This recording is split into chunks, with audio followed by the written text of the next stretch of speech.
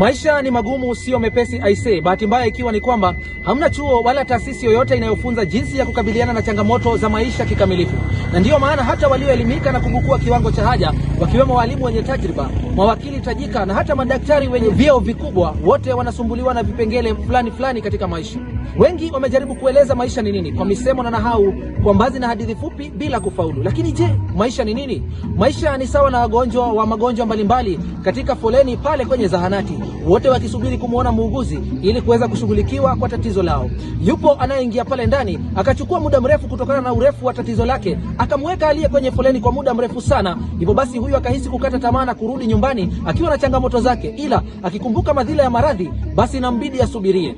Yupo vile vile anayeingia ndani akachukua muda mfupi kutokana na uchache wa changamoto zake na akampisha mwenziwe kwa haraka na upesi.